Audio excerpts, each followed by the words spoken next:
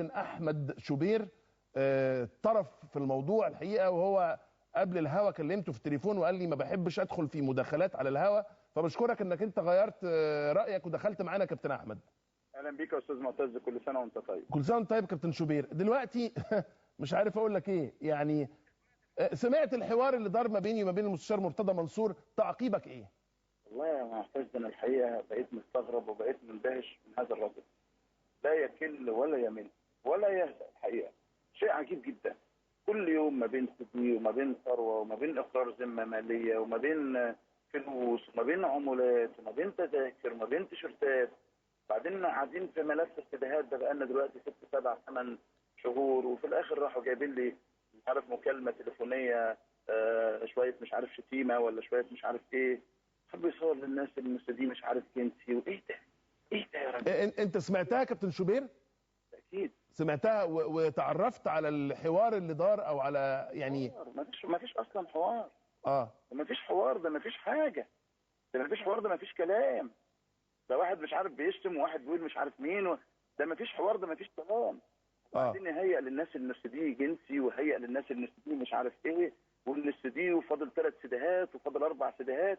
الحقيقه فيلم سخيف وفيلم ممل. الحقيقه انا يعني بحاول اختار الفاظي باقصى عنايه شديده، لانه بالفعل شيء غريب جدا، شيء انا يعني الحقيقه مندهش والناس كلها مندهشه، وموضوع الحقيقه مستمر بمسلسل يعني اكتر حاجه ممكن تقول عليه انه مسلسل ساقط هابط.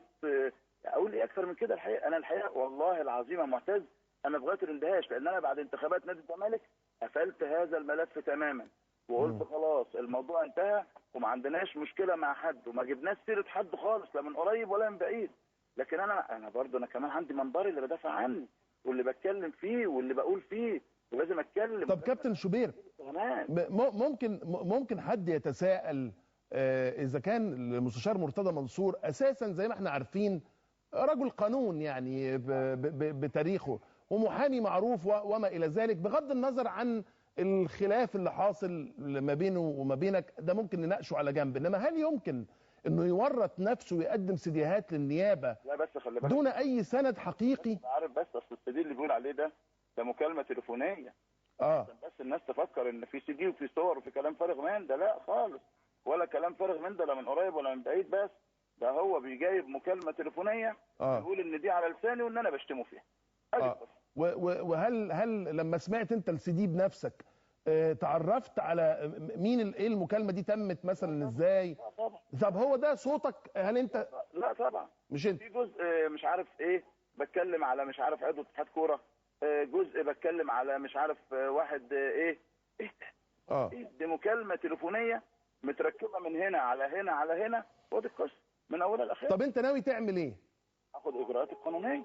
تاخد اجراءاتك القانونيه؟ طبعا اخد اجراءاتي القانونيه زي ما بعمل كل مره. اخد اجراءاتي القانونيه. ما انت زي ما انت سالت يا معتز 40 بلاغ للنائب العام، 40 بلاغ ده البلاغات مش فيها بس، ده البلاغات في بنتي. البلاغات وصلت انه بيتهم بنتي كمان. بايه بيتهم وبنتك ايه؟ ساعدت مخرج معايا في البرنامج، فكمان كان ليها الاتهامات، والاتهامات للقناه والاتهامات للمخرجين والاتهامات للمعدين. ما هو اسلوب لا يتغير يا معتز. طب انا في نقطه بس مش فاهمها. دلوقتي انت بتقول انك هتاخد اجراءاتك القانونيه. طبعا. يعني هل الاجراءات القانونيه دي تتضمن مثلا رفع دعوى على مرتضى منصور ولا على من سجل الشريط بصوتك؟ على اي حد اتهمني هذا الاتهام، على اي حد.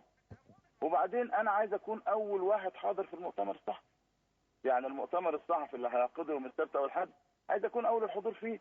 ده مهم جدا. يعني ارجو ان تتم دعوتي ودعوه القناه، واذا كانت القنوات بتخجل انها تذيع ده، لا احنا مش هنخجل ان احنا نذيع ده. هيذيعوا الاخ مرتضى، احنا مش هنخجل ان احنا نذيعه. يعني انتوا هتغطوا المؤتمر الصحفي نعرضه بالصوت اللي مرتضى منصور هيعقده علشان يهاجمك انت شخصيا وبرنامجك؟ طبعا، ونعرضه له بالصوره طالما هناك صور موجوده معاه، نعرضه له بالصوره. طب افرض ان هو عرض فيه السي دي اللي قدمه للنيابه. انا سي دي يا استاذ معتز ده سي دي مضحك، ده سي دي مكالمه واحد بيقول ده ابن كذا وابن كذا وابن كذا، ده السي دي اللي بيقول فيه. واحد ابن كذا وابن كذا وابن كذا. هو اعلن من شويه ان هو معاه اكتر من CD 4 سيديهات. ربنا يسهل ويعلنهم، ربنا يسهل ويطلعهم لنا كلهم. ما احنا مستنيين السيديهات بقالنا اكتر من سنه. ربنا يسهل ويطلع لنا هذه السيديهات عشان نخلص من الفيلم ده. السيديهات اللي بالصوت والصوره دي تطلع، هل الناس تشوفها والناس تعرف. اصبح كده عيب. انا النهارده الحقيقه رحت للاستاذ محمد علي ابراهيم رئيس تحرير الجمهوريه على الخبر اللي مكتوب في الصفحه الاولى في الجمهوريه، والراجل مشكورا صوبه وصححه، لانه التليفون اللي جاله من النيابه نفسها، ده هو اللي قال لي مش حد اللي قال لي انه هذا الكلام لا اساس له من الصحه. راجل مقدم بلاغ بيتهم بالسب والقصف. ده اللي مقدمه مصطفى. تمام. السب والقصف. تمام. بقى هتتحول لسدي جنسي، وهتتحول لقضيه سلوك، وهتتحول لاعراض، وهتتحول لمش عارف ليه كده. ليه كده؟ وانا قلت له 100 مره قبل كده اتكلم في اي حاجه الا في الشرف والذمه.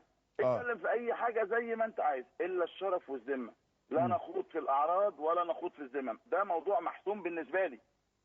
هل في اي بوادر او اي آفاق لان يحصل صلح بينك وبين مرتضى منصور؟ يا عم كل شويه حد يكلمني تابع لمرتضى منصور، وعايزين نلم الموضوع، وعايزين مش عارف ايه، وعايزين نخلص ايه، وعايزين. قلت لهم انا ليس لي علاقه بيه لا من قريب ولا من بعيد. الموضوع بالنسبه لي انتهى تماما، خلص. انا كان ليا موقف في انتخابات نادي الزمالك، على فكره ممدوح عباس ده لم يزورني في منزلي الا مره واحده مدعوا على العشاء فقط لا غير، بس. ولم ادخل منزل الاستاذ ممدوح عباس ولا مره، ومكتبه دخلته مره وحيده وانا عضو وانا نائب رئيس مجلس اداره الاتحاد المصري لكره القدم. فقط لا غير. هذه حدود علاقتي بالاستاذ ممدوح عباس، ودائما وابدا موقفي في الانتخابات بيبقى معلن وواضح للناس كلها، سواء في انتخابات الاهلي، انتخابات الزمالك، انتخابات الاتحاد. ده خلاف في الراي ما فيهوش مشكله على الاطلاق. تمام. لكن قضيه ومشكله وحدوته ودوشه ومش عارف ايه، وكلام الحقيقه كلام ممل، وكلام سخيف، وكلام قذر، وكلام عيب الواحد يسمعه، وكلام عيب ان المستمعين يضيعوا وقتهم فيه. هل انا شايف والله العظيم يا معتز عيب؟ يعني وصلنا لمرحله سخيفه ومتدنيه. وعلى فكره بقى معتز انا مكمل معاه للاخر.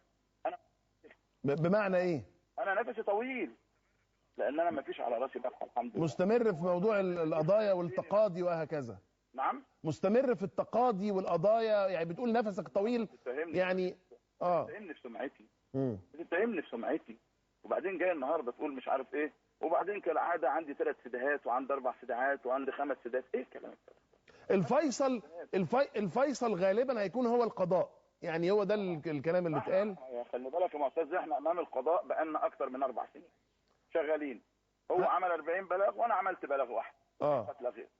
طب البلاغات طبعا البلاغات كلها بتحفظ طبعا، بلاغات غير فيها. طبعا كابتن شوبير باعتبارك نائب مستمر حتى الان. كابتن شوبير باعتبارك نائب في مجلس الشعب بتتمتع بما يعرف بالحصانه البرلمانيه. لو طلبت يعني طلب وجودك في النيابه للتحقيق. لا انا اللي هطلب من مجلس الشعب انه يديني الاذن بسماع اقوالي. هتاخد الاذن، هتتقدم بطلب للحصول على اذن خاص. بسماع اقوالي. بسماع اقوالك. طبعا لازم يسمعوا اقوالي. يعني هل حصل انك استدعيت في النيابه؟ لا اطلاقا. ما حصلش حاجه من دي؟ لا اطلاقا، لا من قريب ولا من بعيد. تمام. بشكرك كابتن شوبير، بشكرك وبشكر المستشار مرتضى